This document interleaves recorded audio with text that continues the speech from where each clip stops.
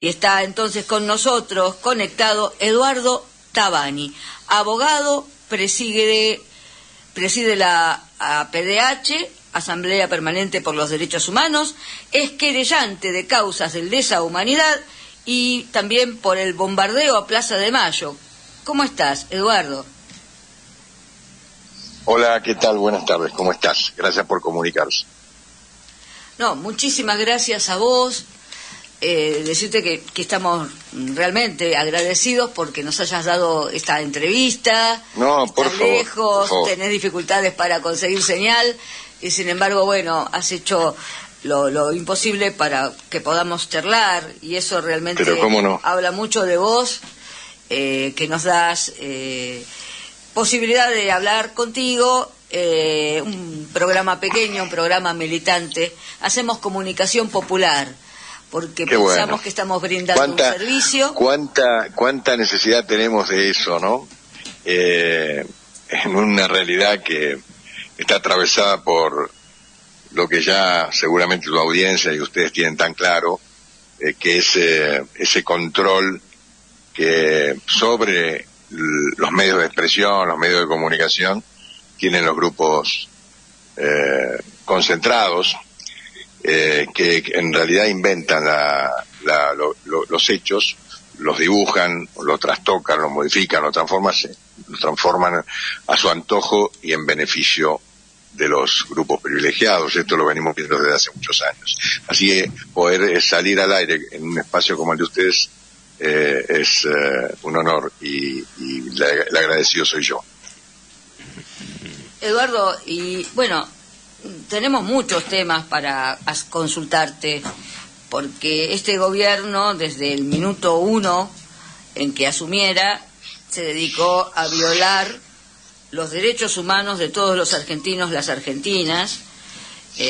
Ahora finalmente esta prisión inconcebible y que tiene que ver con una persecución permanente sobre la figura de Cristina Fernández de Kirchner, pero además sobre el peronismo, sobre el progresismo, sobre todo aquello que defiende derechos y libertades de las grandes mayorías. Pero también nos preocupa, y no queremos dejar de preguntarte, sobre la situación de Nelson Periotti, que es otra víctima de esta persecución de la que es objeto Cristina Fernández de Kirchner en la causa vialidad. Así que, Sí. bueno, te dejamos a vos. Sí, es una información. No, yo no pude hoy acercarme al penal de Seiza, donde un grupo de compañeros y compañeras, militantes y fundamentalmente su familia se acercó a modo de dar testimonio de lo que implica haberlo trasladado a un penal federal a alguien que no solo por su edad, sino por su estado de salud, debió haber sido dispuesta a su detención en su domicilio, en su casa, en el hogar familiar donde residía hasta este decisorio absolutamente arbitrario e ilegal, ¿no? Es decir, quiero creer que en las próximas horas el tribunal y el juez de ejecución, en este caso de la pena, va a hacer lo que tiene que hacer, que es disponer que inmediatamente se lo devuelva a su casa, del lugar del cual nunca debió haber salido, ¿no? Fundamentalmente, más allá, por cierto, de lo que implica esa causa, lo que significó el armado, la farsa de una construcción que fue tomando cuerpo para el objetivo principal, que era de una vez concluir con la libertad y con los derechos civiles de Cristina Fernández, cabeza de la misma, y de un grupo de personas que estaban vinculadas como funcionarias del Ejecutivo Nacional a una tarea que, a pesar de lo que intentaron los fiscales y los que dicen los jueces en sus fallos, resultó nada, fue un invento y sigue siendo un invento del poder para sustraer a Cristina Fernández de Kirchner de su derecho a elegir y ser elegida. Es decir, un acto proscriptivo más. Tengamos presente que, bueno, intentaron matarla, es decir, atentaron contra su vida y no les resultó, y sigue ese crimen impune, transitando el camino que todos conocemos dentro de un sistema de justicia absolutamente al servicio de los poderes fácticos. Luego, como eso no fue, avanzaron sobre norma que no lograron sancionar, que es la de ficha limpia, recordarán también tu audiencia y ustedes, y finalmente, bueno, adelantaron los tiempos como Cristina decidió su espacio político, el que ella es cabeza del Partido Justicialista, fuera candidata en la provincia de Buenos Aires. Eso resultó intolerable para el poder y para sus empleados que están al servicio de ese poder, a los serviles que se brindan por 2 monedas a hacer lo que le mandan, y terminaron en un escandaloso fallo de hace pocos días que todos conocemos, todos tenemos muy presente, que ratifica el decisorio de la Cámara que la condenaba, y bueno, terminó hoy en prisión en su casa por esa decisión brutal, arbitraria, como decía, ilegal y manifiestamente inconstitucional, por tanto, que la lleva a ese lugar y absolutamente sin prueba alguna, porque no vamos a detallar los finitos pormenores que tiene y el recorrido que tiene ese proceso, pero tenga presente la audiencia que lo siga a ustedes, compañeros, compañeras, y a quienes quieran oír y en realidad razonar que esa causa fue un invento para condenar a Cristina y para privarla de esto que la están privando. Eso es lo que se ve claramente. Ahora, quien no quiera hacerlo, nada, luego tiene algún interés particular en que así sea, o le hace el juego al poder, que ha sido siempre el que ha estado detrás de estas maniobras criminales, ¿no? Porque son maniobras criminales. Bueno, en eso estamos con una situación muy delicada a nivel nacional, muy crítica. Están jugando, el poder está jugando con fuego, y entendemos que si eso no lo advierte a tiempo, la situación se va a poner muy compleja, se va a tensar, y además hay, lo decía la propia Cristina Fernández,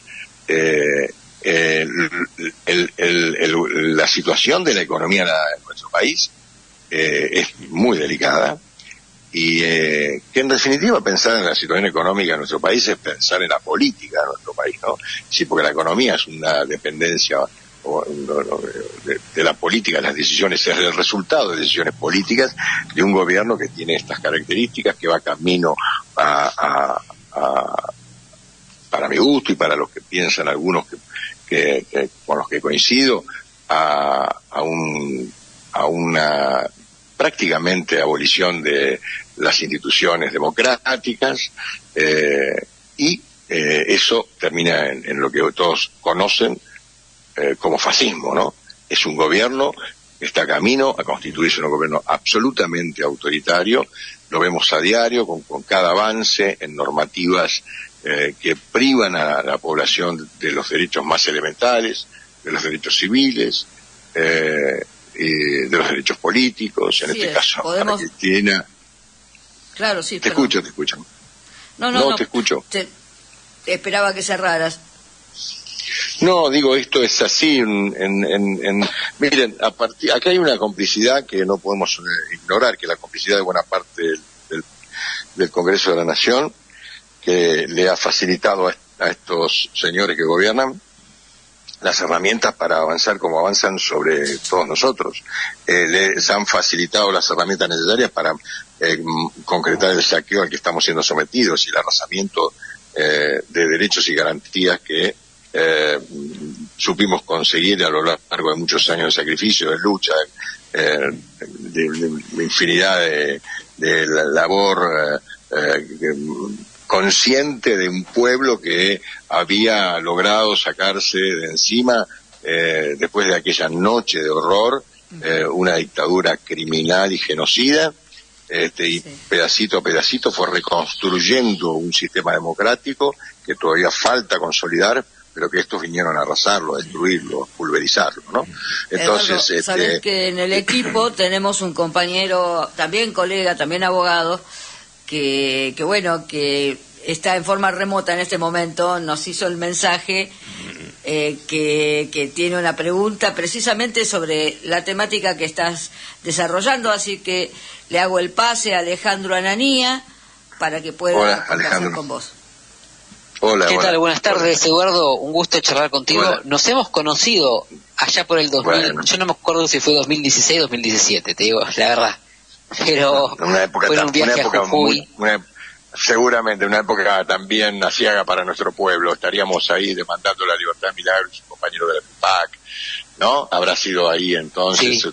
Algo que todavía sigue siendo una herida abierta, que la verdad una profunda deuda de la democracia, del Estado de Derecho para con Milagro y para con sus compañeros y compañeras, que es, digamos, es un ensayo exitoso de este sistema perverso que ahora vuelve sobre sus pasos para concretar una nueva maniobra de esta naturaleza con un acto vil, criminal, miserable, que es encarcelar a Cristina sin prueba alguna, porque todo lo demás no le resultó.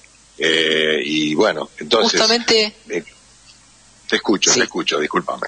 A lo que justamente mi pregunta venía por ahí, un poco ya lo estás desarrollando, así que te voy a hacer dos preguntas. Uno, ¿cómo quedamos con la calidad institucional a la que estábamos acostumbrados? Porque si bien no podemos decir que se ha cumplido en nuestra historia 100% con los objetivos que hemos tenido, Estado social de derechos humanos, calidad institucional, calidad de democracia, e incluso hasta algunos lemas que los tenía la oposición de aquel momento, como la República, cuando, bueno, los más republicanos realmente hemos sido nosotros, ¿no? Pero ¿cómo queda la Argentina respecto también a estos valores institucionales, democráticos y republicanos y de derechos humanos que hemos sostenido siempre, ¿no? ¿En qué situación estaríamos ahí? Y por otra parte, la otra pregunta sería si no te parece que esta concesión que le han hecho los legisladores hacia el presidente no ha dejado un poco el honor, la fortuna y todos los derechos de los habitantes en función del Poder Ejecutivo de un gobierno de turno, ¿no? Leído en términos...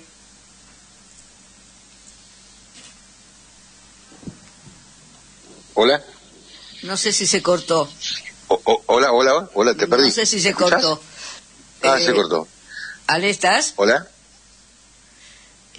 Me parece que pedimos que Alejandro trata de volver a vincularte, pero bueno, si querés ir desarrollando, Eduardo, la primera pregunta. Me parece que a nuestro pueblo le costó muchísimo, como decía, recuperar una democracia que había sido arrasada por lo que todos conocimos en los años de sangre y fuego, en lo que se conoció como los años del horror, el terrorismo de Estado, la dictadura cívico-militar, ¿no? 30.000 desaparecidos, la destrucción del aparato productivo, el endeudamiento brutal de la Argentina, y la situación calamitosa en que esa dictadura dejó a nuestro país tras la guerra de Malvinas, ¿no? Todo eso fue de alguna manera reconstruyéndose de a pedacitos con el aporte de muchos y muchas, para tratar de consolidar un sistema democrático que todavía, digamos, no ha sido consolidado, ¿no? Porque, digamos, decir que habíamos alcanzado la plenitud en ese sentido sería mentiroso, pero habíamos sí logrado algunas cosas.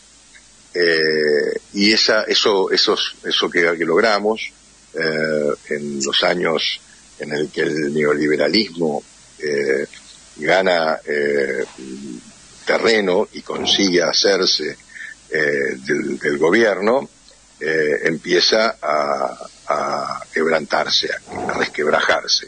Lo fue con el gobierno de Menem, todos lo tenemos muy presente, una farsa también montada sobre un proyecto absolutamente inviable que terminó con la catástrofe del 2001, ¿no? Y después lo que significó el periodo macrista y finalmente esto otro que es casi, digamos, el punto cúlmine de todo ese recorrido, con un gobierno que tiene estas características que imagino que en el ambiente más febril hubiéramos imaginado que íbamos a transitar o a caminar, ¿no? Por un andarivel tan peligroso que pone en riesgo todo eso que fuimos construyendo, con enorme empeño, pero con muchas dificultades, que fue el Estado de Derecho que supimos tener, con sus más y con sus menos, ¿no? En realidad eso es hoy, a ojos vista, una fantasía, una ilusión. Es decir, el primer paso fue aquel decreto 70 del año 23, recién asumido el gobierno de Milei y sus socios, que contó, y esto hay que decirlo con todas las letras, con la complicidad de buena parte de los representantes en ambas cámaras. Pero para eso también tenía la necesidad de abroquelarse en uno de los poderes del Estado, que es el Poder Judicial, que ha sido funcional a que todo esto se diera como se dio. Y es garante de que esto que vivimos, este saqueo que vivimos, es el saqueo de los bienes comunes que supimos también producir todos los argentinos, todas las argentinas a lo largo de nuestras vidas, y que se está llevando puesto con las políticas que encara, porque la macroeconomía, que también es una farsa, que pretende sostenerse en equilibrios fiscales que no existen, que son mentirosos, y que el día que, digamos, estallen, volará por los aires cualquier ilusión de aquello que quiso ser. Supimos todos los criticamos desde el comienzo, que iba a ser eso, que iba a ser como, bueno, lo que sin duda anuncia cada vez que puede y lo dice con todas las letras, quien ha sido proscripta y que fue 2 veces presidenta de los argentinos, que es además presidenta del partido mayor, partido de la oposición, cuando habla de la situación económica que vivimos y los resultados que más temprano que tarde seguramente se darán, y que serán catastróficos para la nación, ¿no? Entonces, pensar fundamentalmente en cómo revertir eso tiene que hacerse desde la política. No hay otro modo ni otro medio. Hay que repensar muchas de las cuestiones que estamos ahora analizando. Hay que repensar qué democracia queremos, qué sistema de justicia queremos, y qué parlamentarismo nos debemos para que estas cosas no puedan repetirse. Es decir, la complicidad de otro partido centenario como el Partido Radical con el gobierno de Milei es escandalosa, ¿no? Esa complicidad que le ha facilitado a este gobierno llevar adelante políticas criminales de cercenamiento de derechos y de todas las garantías que están consagradas en la Constitución desde 1853, ni siquiera de... Esto que estás señalando, Eduardo, es realmente me hace pensar en que en esta tierra arrasada que nos está dejando en todo sentido este gobierno saqueador, expoliador y autoritario, nos va a obligar a reconstruir prácticamente desde los cimientos institucionales, la institucionalidad. Decirle a la gente que nos está oyendo ahora que estamos conversando con Eduardo Tabani, abogado presidente de la Asamblea Permanente por los Derechos Humanos. Y Eduardo, tenemos en el equipo a un compañero que me gustaría hacerle un pase, Daniel Calvet. Él es referente de las personas con discapacidad visual, un colectivo, las personas con discapacidad de los más agredidos por las políticas sociales de este gobierno. Así que, Daniel, te hago el pase. Muy buenas tardes, Eduardo, mucho gusto que Hola, Daniel. hacernos esta entrevista. Bueno, mira, yo estoy considerando que nosotros, los argentinos, con esto del antiperonismo, venimos sufriendo desde décadas y décadas el ataque de toda la derecha, de los liberales y de los gobiernos que tuvimos equivocadamente votados. Ahora, hoy todavía tenemos en delito, están en comisión de delito, una corte, yo entiendo esto, una corte que hace años instalada y que concatenada con los medios hegemónicos, ¿no? Clarín, Nación, sí. Están en una sociedad que lo que van a hacer es seguir estimulando a los liberales y a la derecha que sigan saqueando la Argentina, y además no permitir, como en este caso, haciendo lo que hacen con la expresidenta Cristina Fernández, de meterla presa sin ninguna causa, sin ninguna razón, y que sabemos que esto va a seguir. Y también tenemos, te hago otra pregunta, y vos, es el comentario que necesito que me expreses, si es posible. ¿Qué pasa con los genocidas que pasan a Campo de Mayo, los llevan a Campo de Mayo, a vivir la dolce faneta, la buena vida, y nosotros tenemos una presidenta que es inocente, está presa con una, ¿cómo se le dice? Lo que le colocan en la pierna. Una pulsera, una tobillera. Una tobillera. Entonces digo yo, ¿qué pasa con todos estos genocidas y algunos que también están en sus domicilios? ¿Qué pasa con toda esta gente, Eduardo? Bueno, pasa que nosotros no tenemos el poder. Básicamente es tan simple como saber de qué lugar hablamos y de qué lugar actuamos. Nosotros perseguimos el poder para transformar una realidad tan asiaga, una realidad tan brutal que padece nuestro pueblo. Nosotros queremos el poder para finalmente hacer la felicidad del pueblo y la grandeza de la nación. Esa es nuestra consigna fundamental y básica, y es la que hemos motorizado desde siempre el movimiento nacional y popular. Eso ha sido siempre así. En realidad el poder radica en quienes son los dueños de todas las cosas, y salvo en momentos históricos muy determinados y determinantes, esas cosas más o menos se acomodaron, se pasó de esa suerte de sumisión a lo que todos conocemos como políticas de redistribución del ingreso, acceso a determinados bienes y servicios, la ampliación de derechos, a la conquista de derechos, fundamentalmente en beneficio de las grandes mayorías. Bueno, nosotros el poder no lo tenemos. Procuramos hacernos de él para esto que te acabo de decir, que obviamente ustedes seguramente coincidirán conmigo. Y tuvimos... Perdón. Tuvimos una parte del poder, lo dijo con mucha firmeza y con toda claridad Cristina cuando habló de este tema ya por 2015, 2014, 2015, ¿no? Es decir, ella logró en algún momento, si había que colocarlo en porcentajes, para explicarlo, en todo caso habrá entendido el pueblo cuando se lo dijo, que ella pudo contar aproximadamente con un 25% del 100% del poder que necesitaba para transformar la realidad.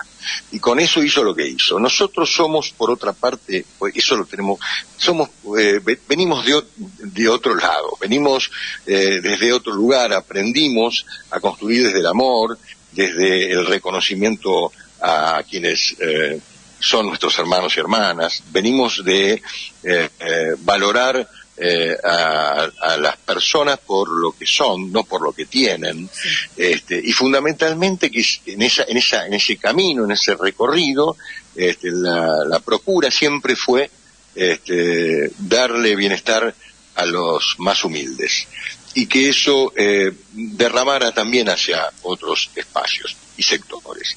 Eso no lo entendieron nunca ellos, por eso es el odio lo que los mueve, y por eso es el odio el que mueve el poder. Y además cuando vos hablas o haces la diferencia entre liberales y la derecha, son lo mismo. Los liberales, la derecha es liberal, y los liberales son de derecha, y la derecha nunca hizo nada por los más humildes, nunca hizo nada por el pueblo trabajador, nunca se preocupó por ellos, ni jamás lo hará, porque sus intereses están puestos en fundamentalmente aumentar exponencialmente la tasa de ganancia de la que han venido gozando a lo largo de los siglos. Fueron, son y serán lo mismo siempre. Entonces, esa que es la calificación del enemigo histórico al que enfrentamos todo el tiempo, lo enfrentamos por distintos... a ver, si queremos recorrer un poquito para atrás, qué sé yo, desde Moreno y Castelli. Tenemos que ir cerrando. Bueno, nada, decir que lo que pasa con, solamente decir, arranquemos desde Moreno y Castelli si quieren, pasando por todos los demás, Dorrego y Lavalle, Urquiza y Rosas, los alzamientos de los peones en el sur, la lucha obrera en las grandes ciudades, ¿no? El movimiento anarquista, los socialistas y el peronismo que irrumpe allá por mediados de los 40 para transformar una realidad que puso al sujeto histórico más importante en un primer plano, que era el trabajador, la trabajadora, ¿no? La clase trabajadora. Eso es lo que hay que reconquistar. Que ir recuperando, ¿verdad? Eso hay que reconquistar.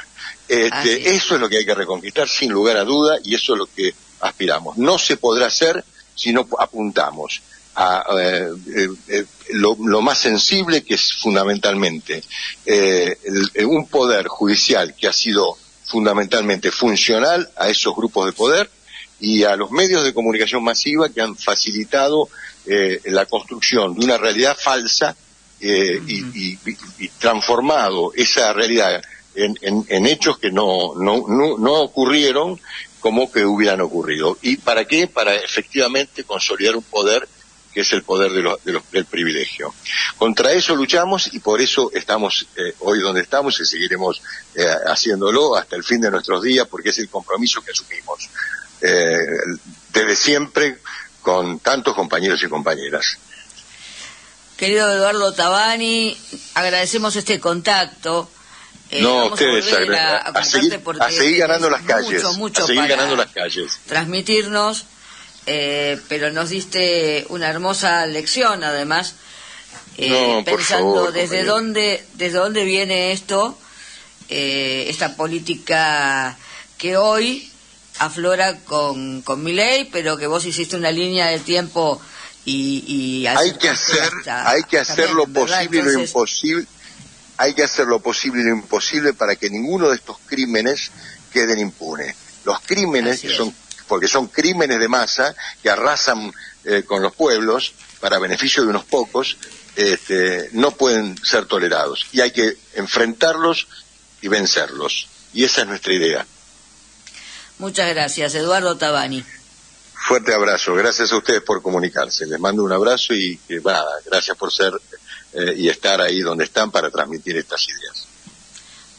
Le decimos a la audiencia, acabamos de conversar con Eduardo Tabani, abogado, presidente de la Asamblea Permanente por los Derechos Humanos.